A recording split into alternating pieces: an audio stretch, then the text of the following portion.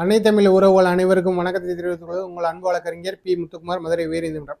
நாம் இது பார்க்கக்கூடிய விஷயம் என்னன்னு பார்த்தீங்கன்னா, ஒரு பொது காரணத்துக்காண்டி, ஒரு பொது நோக்கத்துக்காண்டி நீங்கள் ஒரு போராட்டம் நடத்துறீங்க.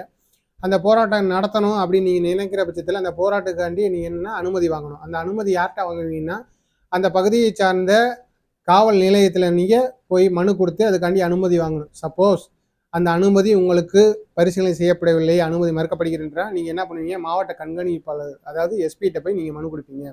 அந்த மனுவின் பேரிலேயும் உங்களுக்கு ஆட்சேபனையும் தெரிவித்தாங்க, இல்லை அனுமதி மறுக்கப்படுகிறது அப்படின்னா நீங்கள் என்ன பண்ணலாம், மாண்புமிகு உயர்நீதிமன்றத்தில் ஒரு டைரக்ஷன் மனு போட்டு நீங்கள் அனுமதி வாங்கலாம். அந்த மனு பொதுவான நோக்கத்திற்காக இருக்க வேண்டும்.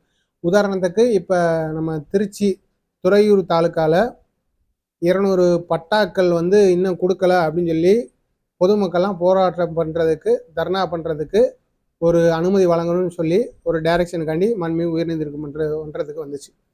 அந்த வழக்கை விசாரித்த மாண்புமிகு நீதியரசர் பரத சக்கரவர்த்தி அவர்கள் என்ன பண்ணாங்கன்னா, அந்த அனுமதி வழங்கினாங்க. அது என்ன சொல்லி அனுமதி வழங்கினாங்கன்னா, அது ஒரு சுவையான அனுபவம் தான் சொல்லணும்.